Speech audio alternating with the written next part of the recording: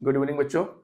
एनटीएसपी जो फिजिक्स की test series है न्यू स्पीड में, उसका थर्ड टेस्ट हुआ कल और 25 क्वेश्चन तक हम लोग डिस्कस कर चुके हैं और अब 25 के आगे 25 के आगे क्वेश्चन आज हम लोग डिस्कस करते हैं इस सेकेंड वीडियो में।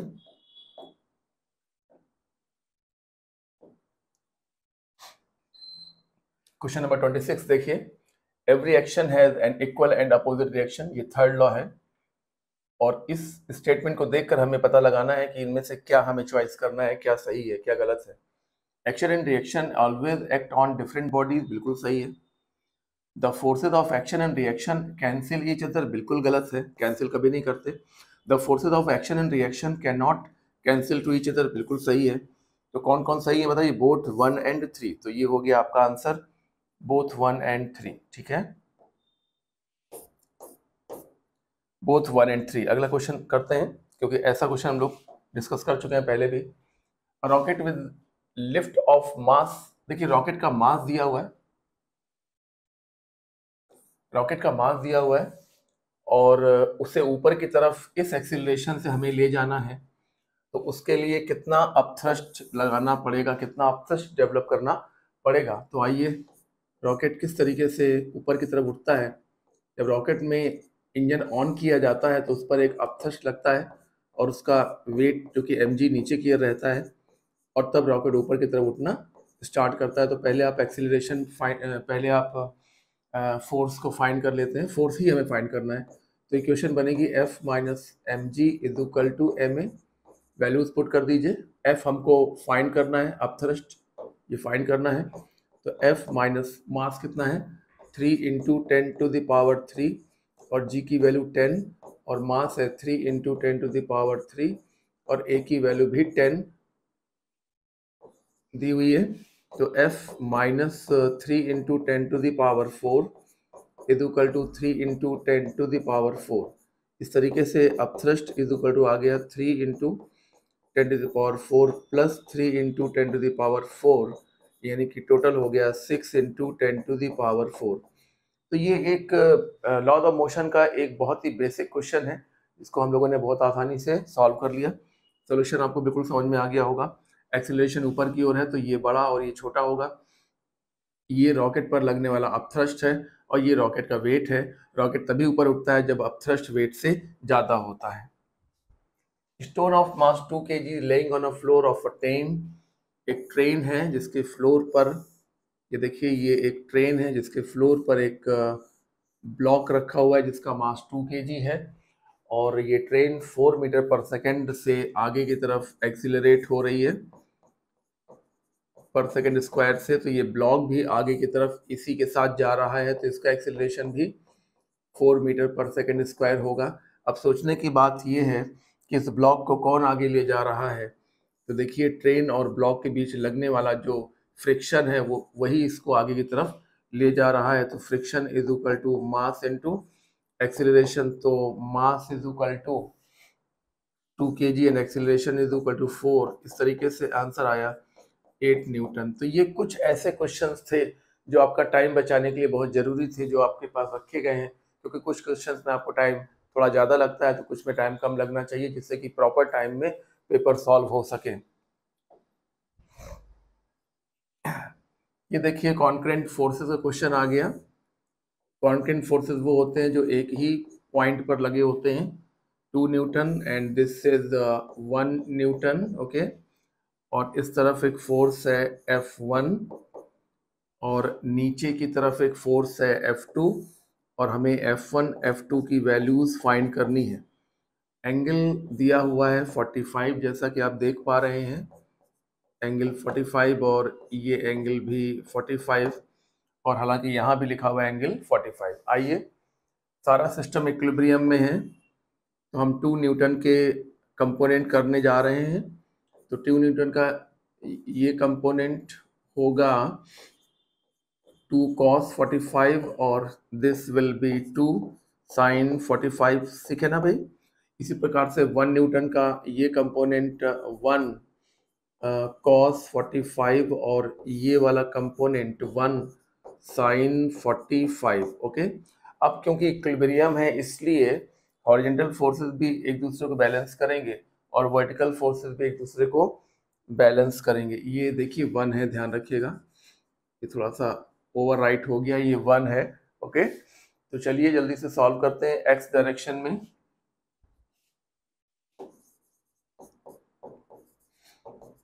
डायरेक्शन में right forces will be equal to left forces, यानी कि F1 plus 1 sine 45 will be equal to 2 sine 45, ठीक है ना। तो ये हो गया F1 plus 1/√2 is equal to 2/√2।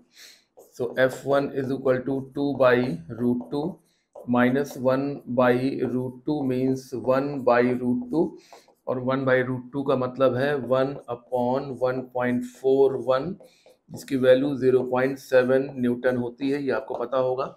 1/√2 की वैल्यू 0.7 होती है। आइए अब y डायरेक्शन में इक्वेशन बना लें। y डायरेक्शन में इक्वेशन बना लें। y डायरेक्शन में भी ये पॉइंट कहीं जा नहीं रहा है, यानी कि upward force is equal to downward force, यानी कि upward force 2 cos 45 and 1 cos 45 is equal to downward force F2. So this is 2/√2 and this is 1/√2 is equal to F2. So we get F2 is equal to 3/√2. तो जब 1/√2 की value 0.7 होती है तो 3/√2 की value 2.1 होगी, ठीक है ना। ये भी क्वेश्चन आसानी से हम लोगों ने सॉल्व कर लिया।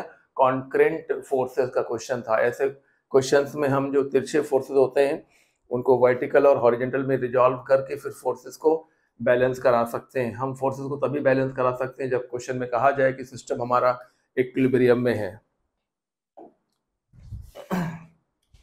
यहाँ पर देखिए 2 ब्लॉक्स हैं हमारे पास इंक्लाइन प्लेन पर, और दोनों ही एंगल 30 डिग्री दिए हुए हैं क्वेश्चन में।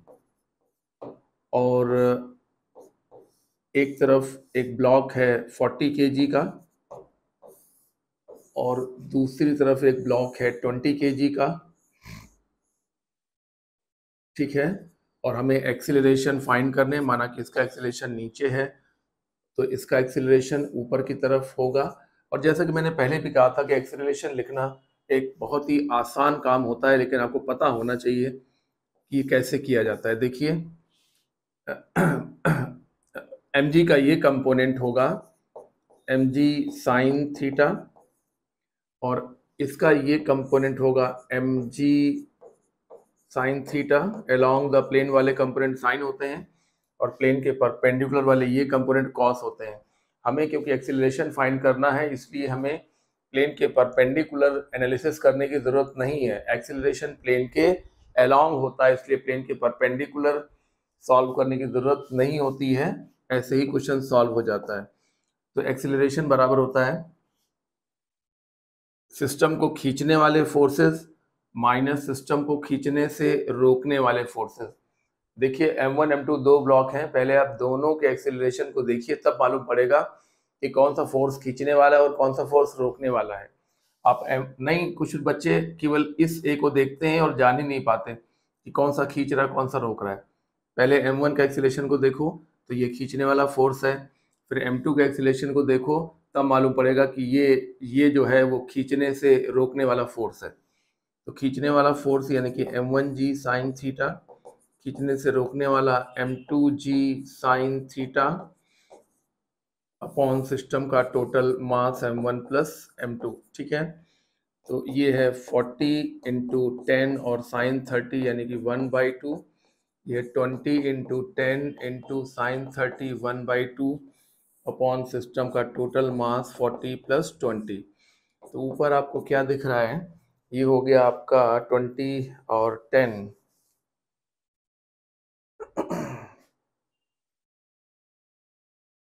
200 माइनस 100 अपॉन 60 यानी कि 100 अपॉन 60, 10/6, 10/6 जिसको आप कह सकते हैं 5/3,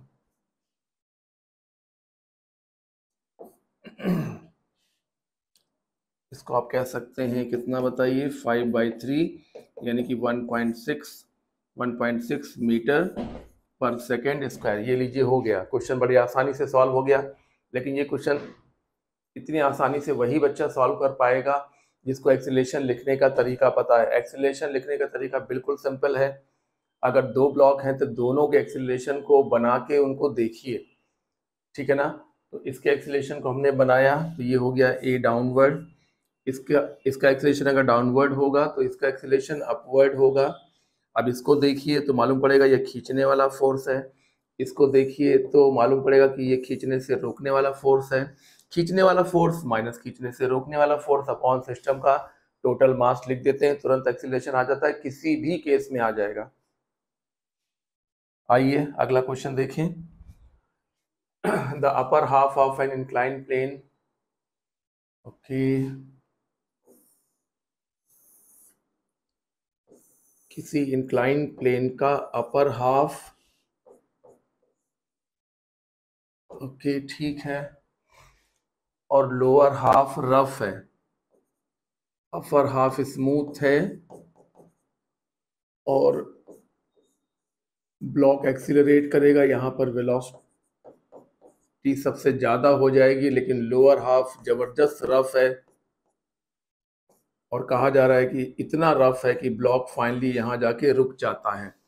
तो इस जगह पर कोफिशिएंट ऑफ फ्रिक्शन की वैल्यू बतानी है। यहाँ पर आधा पार्ट स्मूथ है और आधा जो पार्ट है वो रफ है, और रफ पार्ट में म्यू की वैल्यू बतानी है। माना कि ये x है और ये भी आधा आधा है, तो ये भी कितना हो गया, x हो गया। पॉइंट्स मान लीजिए जिससे सोल्यूशन बनाने में आसानी रहे। ये पॉइंट A मान लिया, B मान लिया और ये पॉइंट C मान लिया, ठीक है ना। तो अब आइए जल्दी से A से B तक इक्वेशन बनाएं।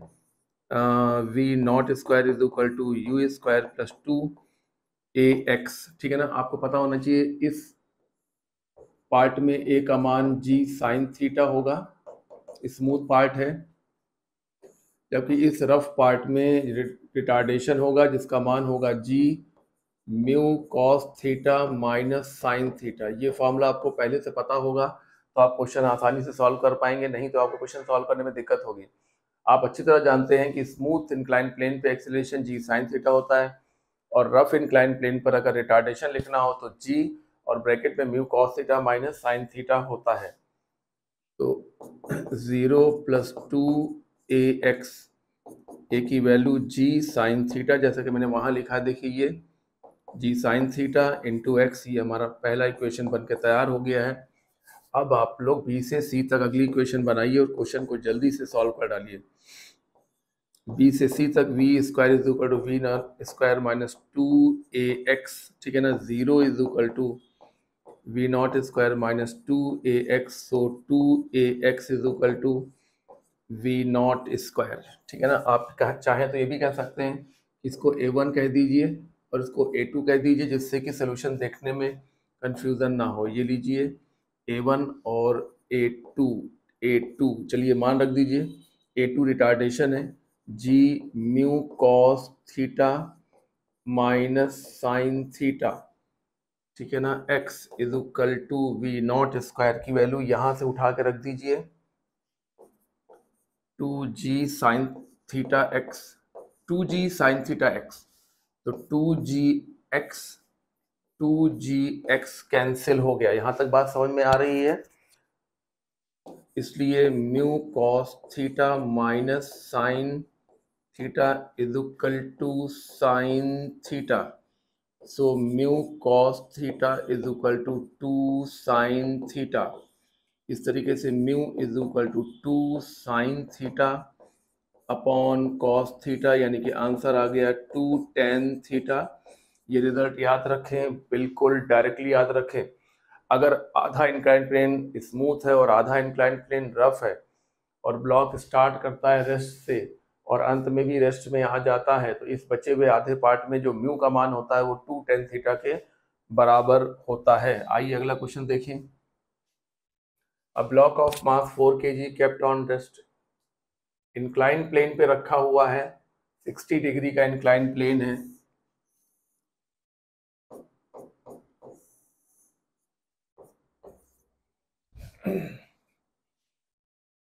कोफिशिएंट ऑफ स्टैटिक फ्रिक्शन दिया हुआ है और फ्रिक्शन फोर्स की वैल्यू फाइंड करनी है। फ्रिक्शन फाइंड करने के लिए पहले हमें ये तय करना पड़ेगा कि ब्लॉक चलने वाला है कि नहीं है। अगर ब्लॉक चलने वाला है तो अलग फ्रिक्शन होगा, और अगर अगर ब्लॉक चल स्लाइड कर चुका है तो फ्रिक्शन का मान अलग आएगा, और अगर ब्लॉक रुका हुआ है तो फ्रिक्शन का मान अलग आएगा, वो देखना पड़ेगा। तो उसके लिए सबसे पहले हम लोग चेक करेंगे लिमिटिंग फ्रिक्शन। लिमिटिंग फ्रिक्शन यानी कि FL, जिसका मान होता है म्यू एन। आइए हम लोग यहाँ पर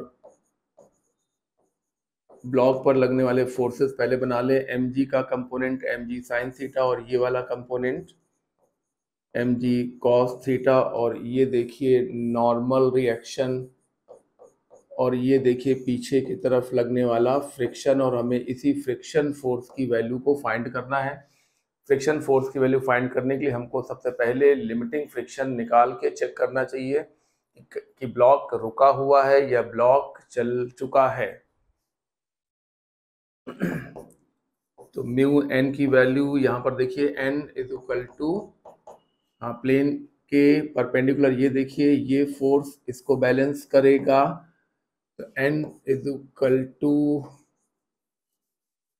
mg cos थीटा, जिसको हम यहाँ पर रख देंगे mg cos थीटा। थीटा का मान 60 डिग्री है, म्यू का मान 0.8 है, मास कितना है, मास को 4 kg है, g का मान 10 है, cos 60 1/2 है। इस प्रकार से ये हो गया 32 इंटू 1/2, यानी कि ये हो गया 16 न्यूटन। अब हम ये देखेंगे कि जो खींचने वाला बल है वो कितना है, यानी कि ट्रैक्टिव फोर्स। ये है ट्रैक्टिव फोर्स। ट्रैक्टिव फोर्स यानी कि खींचने वाला बल। Tractive force is mg sine theta. mg sine theta मतलब हो गया 4 into 10 into sine 60 √3/2। So this become 20√3। जरा ध्यान से देखिए, 20√3 यानी कि 20 इंटू 1.73। So this is 0।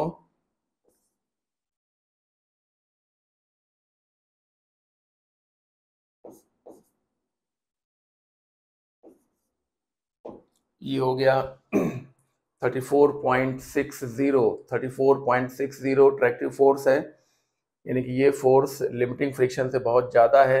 इसका मतलब है कि ब्लॉक स्लाइड करेगा। क्यों स्लाइड करेगा? क्योंकि जो खींचने वाला बल है वो इस लिमिटिंग फ्रिक्शन से ज़्यादा है, इसलिए ब्लॉक नीचे सरकने लगेगा। और अगर ब्लॉक नीचे सरकने लगेगा तो आपको पता होना चाहिए friction will be equal to kinetic friction.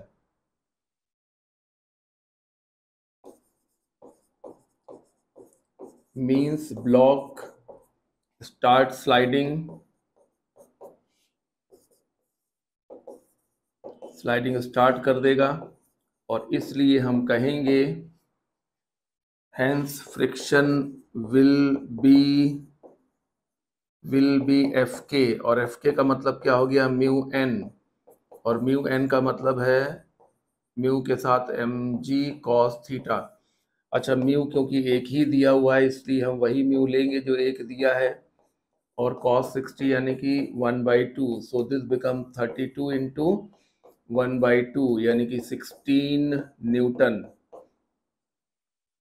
ये हो गया बड़े आराम से। देखिए मैंने पहले लिमिटिंग फ्रिक्शन निकाला 16 न्यूटन, फिर ट्रैक्टिव फोर्स निकाला 34.6 न्यूटन। इस बात से हमको ये मालूम पड़ा कि खींचने वाला बल लिमिटिंग फ्रिक्शन से ज़्यादा है, यानी कि ब्लॉक नीचे सरकने लगेगा। अगर ब्लॉक नीचे सरकने लगा है तो जो पीछे फ्रिक्शन लगेगा वो काइनेटिक फ्रिक्शन होगा।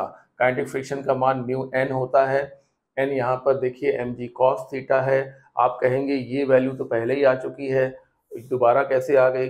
दोबारा वही वैल्यू इसलिए आ गई क्योंकि म्यू एक ही दिया हुआ है, यानी कि इस सवाल में ये कहा गया है कि म्यू एस और म्यू के दोनों का ही मान 0.8 लेकर ही सॉल्व करना है। हालांकि ऐसा नहीं होता, लेकिन ऐसे बहुत सारे सवाल हैं जिसमें एक ही म्यू दिया होता है, और अगर एक ही म्यू दिया है तो जो म्यू एस लेना है वही म्यू के भी लेना है, और जब म्यू एस और म्यू के दोनों सेम लेंगे तो ये वैल्यू लिमिटिंग फ्रिक्शन की और ये वैल्यू काइनेटिक फ्रिक्शन की सेम ही आएगी। आपका आंसर आ चुका है। क्वेश्चन बेहद इंपॉर्टेंट है। स्टेटमेंट है friction is always an undesirable force. Friction हमेशा हमें नहीं चाहिए ना। ऐसा कैसे? अगर हम रुके हुए चलना चाहते हैं तो हमें फ्रिक्शन चाहिए, हम चलते हुए रुकना चाहते हैं तो भी हमको फ्रिक्शन चाहिए, हम कहीं खड़िया से लिखना चाहते हैं तो भी हमें फ्रिक्शन चाहिए, हम दीवार पे पोस्टर लगाना चाहते हैं तो भी हमें फ्रिक्शन चाहिए। तो ये स्टेटमेंट बिल्कुल गलत है कि हम फ्रिक्शन कभी भी नहीं चाहते। नहीं, कभी हम फ्रिक्शन चाहते हैं लेकिन मशीन के कलपुर्जों में हम फ्रिक्शन नहीं चाहते, वो खराब कर देते हैं। स्टेटमेंट 2 है static friction is self adjusting. बिल्कुल सही है। स्टैटिक फ्रिक्शन जो होता है वो अपने आप को एडजस्ट करता है। जैसे जैसे हम अप्लाइड फोर्स बढ़ाते जाते हैं स्टैटिक फ्रिक्शन बढ़ता जाता है, लेकिन इसके बढ़ने की एक लिमिट होती है जिसको हम लोग लिमिटिंग फ्रिक्शन कहते हैं। अगर हम अप्लाइड फोर्स को और बढ़ाते हैं तो बॉडी यानी कि ऑब्जेक्ट स्लाइड करने लगता है, और जब वो स्लाइड करने लगता है तो जो फ्रिक्शन बन जाता, जो फ्रिक्शन लगता है वो काइनेटिक फ्रिक्शन लगता है। तो ये देखिए स्टैटिक फ्रिक्शन खुद को सेल्फ एडजस्ट कर रहा है, कहाँ तक बढ़ा पा रहा है? लिमिटिंग फ्रिक्शन तक, और उसके बाद कम होकर काइनेटिक फ्रिक्शन में कन्वर्ट हो जाता है। स्टेटमेंट बिल्कुल सही है लेकिन ये गलत है। फर्स्ट गलत है, statement 1 is false but statement second is true. बिल्कुल सही है। क्वेश्चन बेहद इंपॉर्टेंट है। कुछ यहाँ पर ये देखिए दो पुलीज हैं,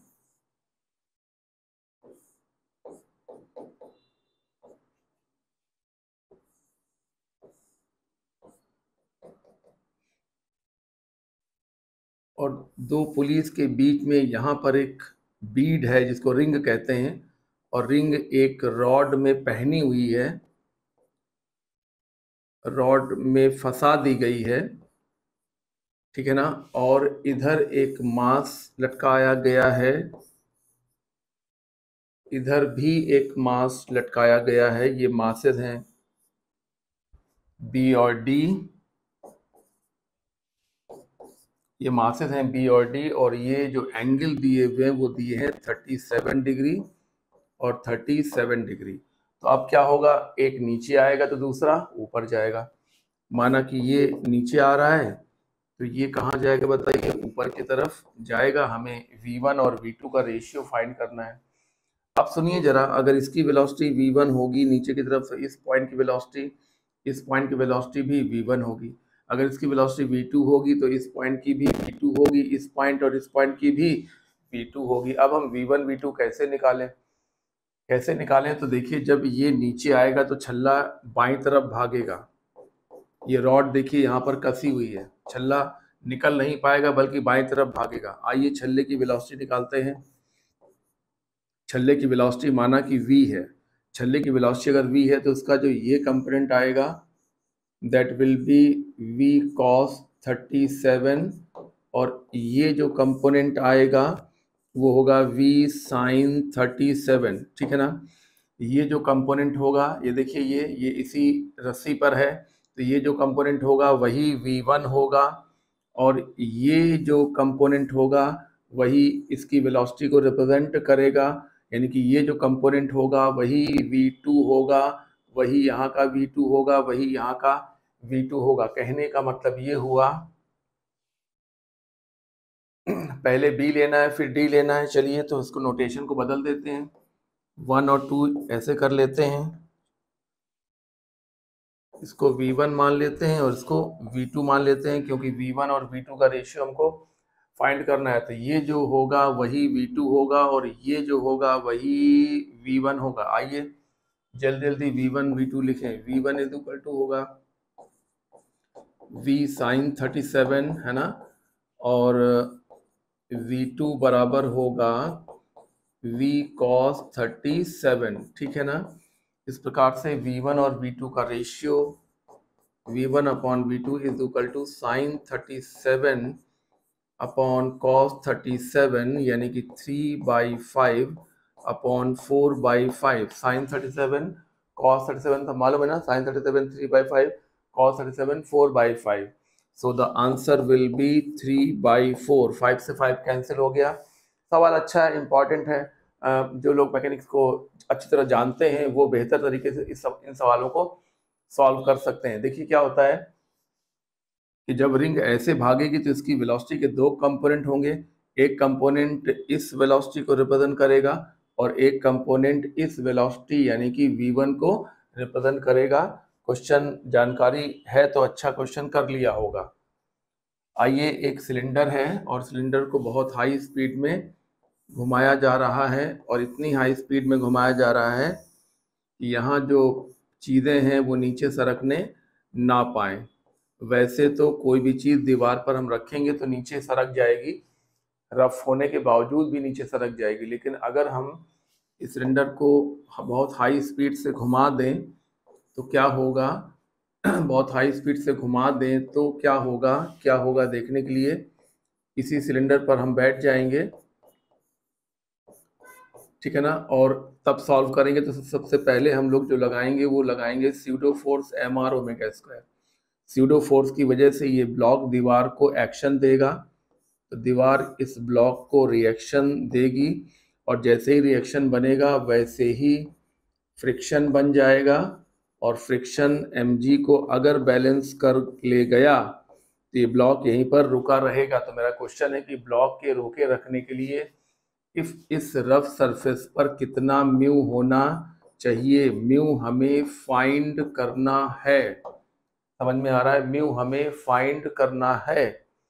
म्यू फाइंड करना है तो पहले ओमेगा यानी कि 2π/t यानी कि 2π पीरियड 2 सेकेंड, 2 से 2 कैंसिल, तो ये हुआ पाई रेडियन पर सेकेंड, ठीक है.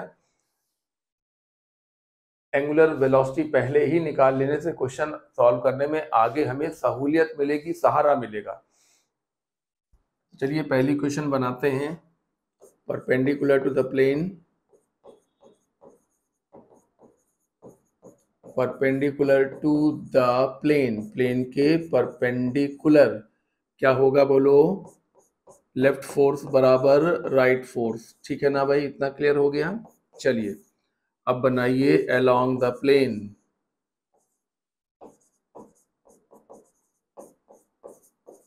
अलोंग द प्लेन यानी कि इस डायरेक्शन में फ्रिक्शन mg को बैलेंस करेगा. फ्रिक्शन की वैल्यू म्यू n और n is equal to mr omega square is equal to mg, mass से मास कैंसिल. अब सारी वैल्यूज पुट कर दीजिए. म्यू इज और r कितना है भाई, r कहाँ है, कहाँ गया, हाँ radius 2 metre. 2 into omega square यानी कि पाई स्क्वायर और g की वैल्यू 10, ठीक है ना. तो पाई स्क्वायर और 10 लगभग बराबर होते हैं, कैंसिल हो जाएंगे. तो 2 mu is equal to 1, so mu is equal to 1/2 यानी कि 0.5 हो गया. बहुत ही बढ़िया क्वेश्चन है. क्वेश्चन ये था कि जैसे हम सिलेंडर की दीवार पर कोई ब्लॉक रखेंगे या किसी पर्सन को चपकाएंगे मतलब खड़ा करेंगे तो नीचे गिर जाएगा. तो हम क्या करते हैं कि सिलेंडर को घुमा देते हैं. घुमाने की वजह से सेंट्रीफ्यूगल फोर्स बनता है. सेंट्रीफ्यूगल फोर्स की वजह से जो ब्लॉक है वो बाहर भागने की कोशिश करेगा तो दीवार उसको रिएक्शन दे देगी. रिएक्शन आते ही फ्रिक्शन बनेगा. फ्रिक्शन mg को अगर बैलेंस करेगा तो ये पर्सन या ब्लॉक यहीं पर टिका रहेगा, अदरवाइज नीचे सरक जाएगा. हमें टिकाना है इसलिए हमने इन दोनों को बैलेंस करके क्वेश्चन को सॉल्व किया है. क्वेश्चन अच्छा है, इंपॉर्टेंट है. एक फोर्स लग रहा है और एक्सीलरेशन पैदा हो रहा है, बॉडी का मास बताना है. तो पहले फोर्स की वैल्यू फाइंड करिए. फोर्स की वैल्यू √x कंपोनेंट का स्क्वायर प्लस y कंपोनेंट का स्क्वायर प्लस z कंपोनेंट का स्क्वायर यानी कि ये हो गया √64 प्लस 36 प्लस 100, ठीक है ना.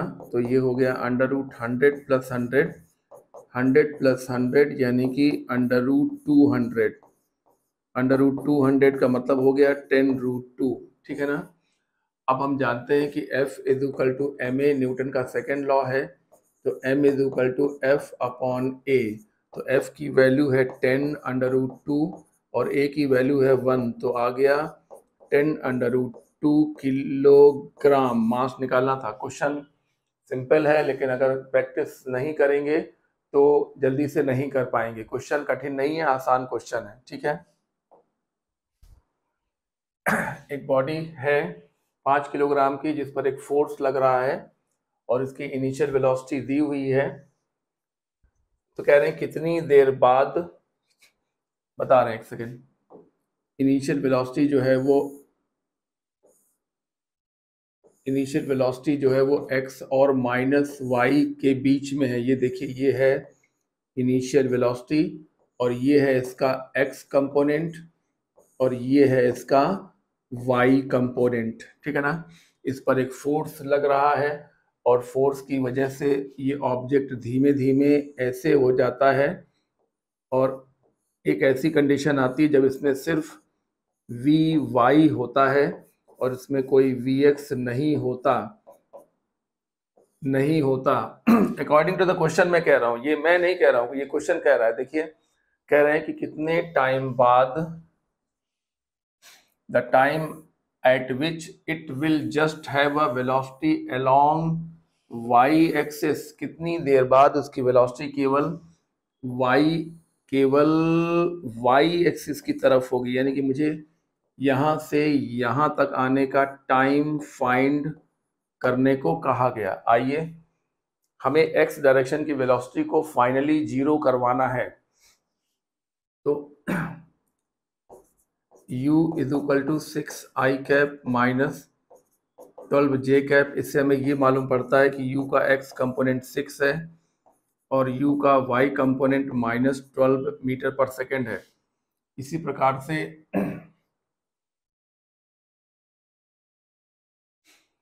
फोर्स देखकर हमें ये मालूम पड़ता है कि फोर्स का x कंपोनेंट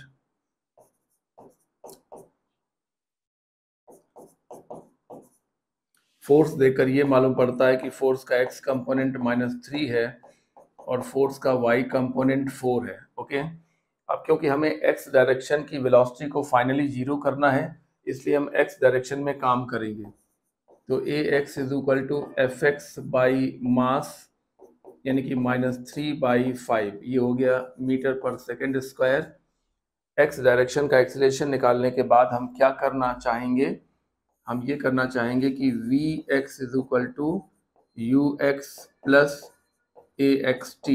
vx को हमें 0 करना है, ux हमारा 6 है, ये देखिए लिखा हुआ है 6।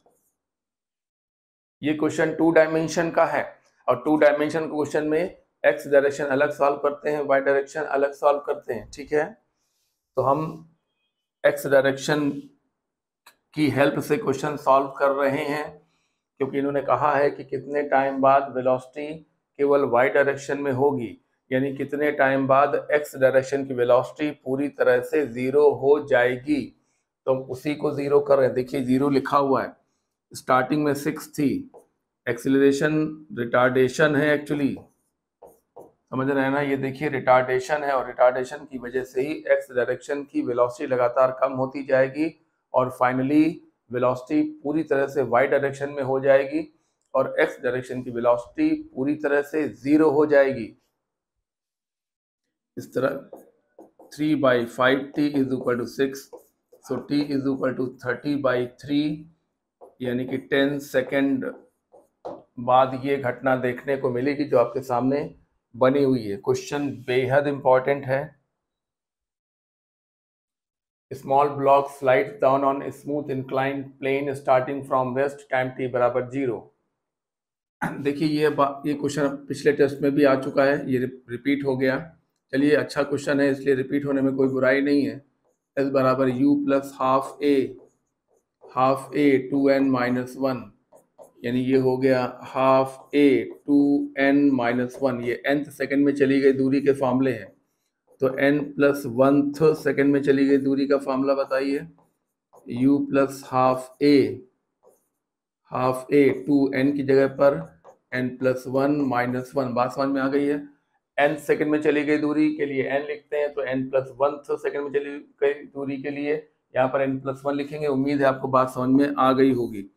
तो ये हो गया half a 2n+2 - 1, so we get half a 2n+1। और अब हमें इन दोनों का अनुपात बताना है।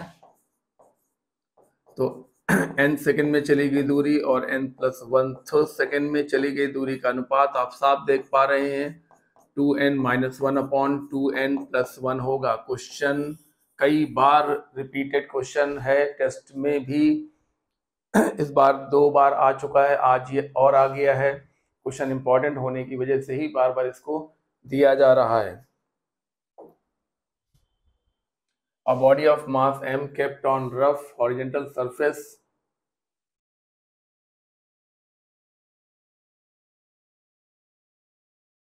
क्वेश्चन समझाते हैं आपको। मैंने क्वेश्चन पढ़ लिया है, मैं आपको बताता हूँ। एक ब्लॉक है जिसे हम खींच रहे हैं और हमें पता नहीं है कि ये ब्लॉक चलने ही वाला है या चल चुका है। ये इसका वेट है, ये नॉर्मल रिएक्शन है और पीछे की तरफ फ्रिक्शन है। अब ये फ्रिक्शन स्टैटिक भी हो सकता है और डायनामिक भी हो सकता है, ये अभी हम कह नहीं सकते क्योंकि हमें मालूम नहीं है कि ब्लॉक चलने ही वाला है या चल चुका है या चलने के बिल्कुल भी मूड में नहीं है। अभी हम कुछ कह नहीं सकते। तो क्वेश्चन है कि इसका और इसका रिजल्टेंट बताइए। किसका रिजल्टेंट बताना है। नॉर्मल रिएक्शन और फ्रिक्शन फोर्स का रिजल्टेंट बताना है। तो कुछ बच्चे जो जानकार हैं वो जानते होंगे कि इस रिजल्टेंट को टोटल रिएक्शन कहते हैं। यानी कि हमें, हाँ, इसे टोटल रिएक्शन कहते हैं। यानी कि हमें टोटल रिएक्शन फाइंड करना है। ये देखिए, ये है टोटल रिएक्शन जो हमें फाइंड करना है। आइए, टोटल रिएक्शन आप डायग्राम देख कर ही समझ गए होंगे कैसे निकलेगा। √n² प्लस फ्रिक्शन का स्क्वायर, √n² प्लस, अगर हम ये कहें कि ये स्टैटिक फ्रिक्शन है तो ये, अगर हम ये कहें कि ब्लॉक चलने ही वाला है तो ये लिमिटिंग फ्रिक्शन के रूप में लिखा जा सकता है। तो ये हो गया n² प्लस μn², यानी कि √n² प्लस μ²n², ठीक है ना। तो n बाहर ले लेंगे तो आ जाएगा √1 प्लस μ²। वर्टिकल डायरेक्शन में देखें तो आप ध्यान देंगे n = mg होगा। किस डायरेक्शन में? y डायरेक्शन में ना ऊपर जा रहा है ना ये सरफेस है, और ये ब्लॉक इस सरफेस पर ना ऊपर जा रहा है ना नीचे जा रहा है। यानी कि n की वैल्यू mg के बराबर होगी। तो हम यहाँ पर लिख देंगे mg और √ में 1 प्लस μ²। ये हो गया आपका टोटल रिएक्शन। टोटल रिएक्शन का ये मान तब है जब ब्लॉक चलने ही वाला है। लेकिन अगर ये ब्लॉक चलने ही वाला नहीं है बल्कि अभी अच्छे से रुका हुआ है, दो कंडीशन होती हैं। पहली कंडीशन होती है वेल इन रेस्ट की और दूसरी कंडीशन होती है जस्ट अबाउट टू स्लाइड की। मेरी बात समझिए, रुकना दो प्रकार का होता है।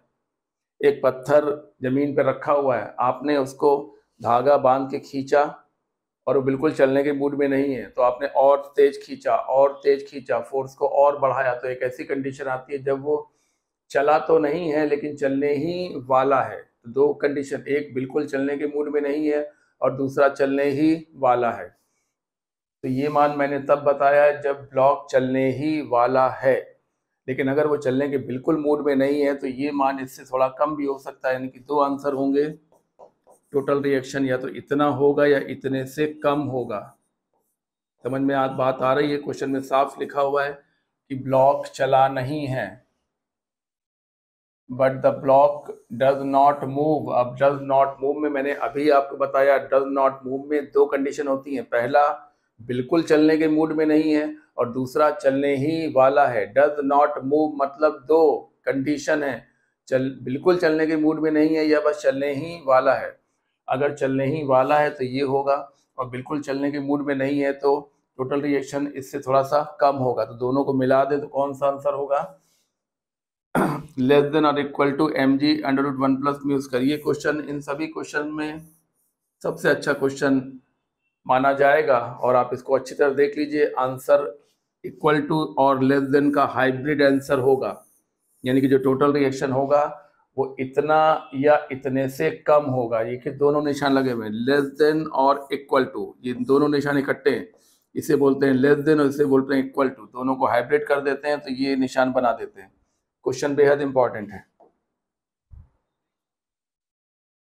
दो मासेस हैं m1 m2, इनके मान भी दिए हुए हैं। m1 5 है, m2 10 है। यहाँ पर रफनेस है,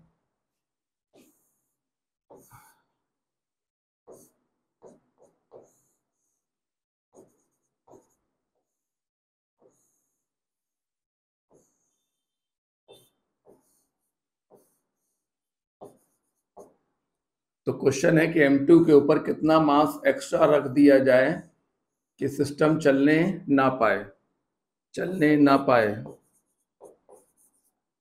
चलने ही वाला हो लेकिन चल ना पाए। जस्ट अबाउट टू स्लाइड हो लेकिन स्लाइड होने ना पाए, मतलब स्लाइड होने ही वाला है लेकिन हुआ नहीं है। इस कंडीशन पे मुझे m की वैल्यू को बताना है। आइए, इसका वेट सिस्टम को खींचने की कोशिश करेगा और यहाँ का जो फ्रिक्शन होगा वो सिस्टम को रोकने की कोशिश करेगा। अगर ये सिस्टम चलने ही वाला है तो यहाँ पर लिमिटिंग फ्रिक्शन लगाया जाएगा, जिसकी वैल्यू हम लोग को फाइंड क्या करना है भाई? हम लोग को ये अननोन मास फाइंड करना है। म्यू का मान दिया हुआ है, बढ़िया, कोई दिक्कत नहीं है। चलने ही वाला है यानी कि ये रेस्ट में होगा और ये सिस्टम भी रेस्ट में होगा। तो सबसे पहले आप m1 के लिए इक्वेशन बनाइए। m1 में जो अपवर्ड फोर्स डाउनवर्ड फोर्स एक दूसरे को बैलेंस करेंगे, यानी कि 5 इंटू 10, यानी कि ये हो गया आपका 50 न्यूटन। ठीक है ना? अब आ जाइए इस पर, इस सिस्टम पे आ जाइए। इस सिस्टम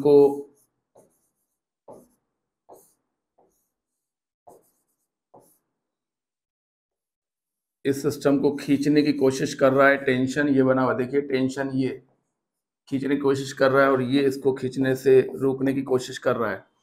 ब्लॉक चलने ही वाला है, चला तो नहीं है लेकिन चलने ही वाला है, यानी कि ये इसके बिल्कुल बराबर होगा, यानी कि T is equal to limiting friction. Limiting friction mu N, N को ऊपर देख के बताइए, m2 प्लस एम जी, ये पूरा m2 प्लस एम जी, ये देखिए ये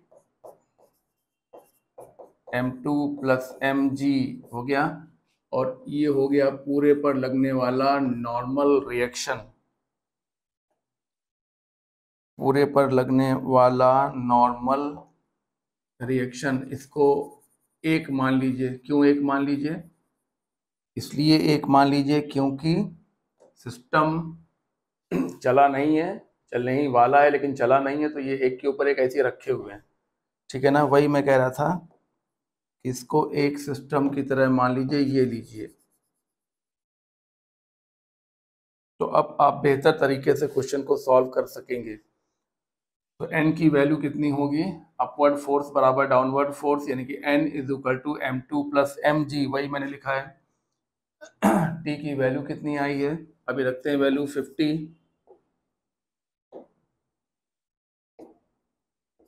t की वैल्यू 50, म्यू की वैल्यू 0.15, m2 की वैल्यू 10, m हमें निकालना है, g की वैल्यू 10। तो ये 10 इंटू 1.5, 10 इंटू 0.15, 1.5 नीचे लेकर आइए। जब नीचे लेकर आएंगे, चलो अच्छा छोड़ो, 1.5 10 प्लस m, इसलिए 10 plus m is equal to 50 upon 1.5। ठीक है ना? 50 अपॉन 1.5, 50 अपॉन, तो फिर m is equal to 50 upon 1.5 minus 10, तो 50 माइनस 15 अपॉन 1.5, ये हो गया 35/1.5, इसे कह सकते हैं 350, 350/15, 15 2 जा 30 और बचे 50, 3, फिर पॉइंट लगाएंगे, फिर 50 आ गया, फिर 3 आ गया, ठीक है ना। तो ये 23.3 kg होगा। क्वेश्चन आसान है। क्वेश्चन है कि M1 बहुत भारी है जो M2 को खींच के ले सकता है, खींच के ले जा सकता है। तो क्वेश्चन है कि M2 पर कितना एक्स्ट्रा मास रखें कि सिस्टम चलने ना पाए। चलने ना पाए मतलब ना ये चल पाए ना ये चल पाए। तो जब ये नहीं चल पाया तो T बराबर M1G हो गया, और जब ये नहीं चल पाया तो T बराबर लिमिटिंग फ्रिक्शन। लिमिटिंग फ्रिक्शन कितना होता है, म्यू एन, एन कितना है M2 plus mg, value put कर दिया, आराम से आंसर आ गया। अच्छा, एक सेकेंड। तो देखिए हम लोगों ने 50 में से 40 क्वेश्चन पूरी तरह से पूरे एक एक क्वेश्चन सॉल्व कर लिए हैं 40 तक। अब बचे हुए 10 क्वेश्चन हम लोग अगले स्लॉट में कुछ देर बाद करते हैं अभी, ठीक है ना। तब तक आप इतना कर लीजिए, अभी बनाते हैं उस वीडियो को।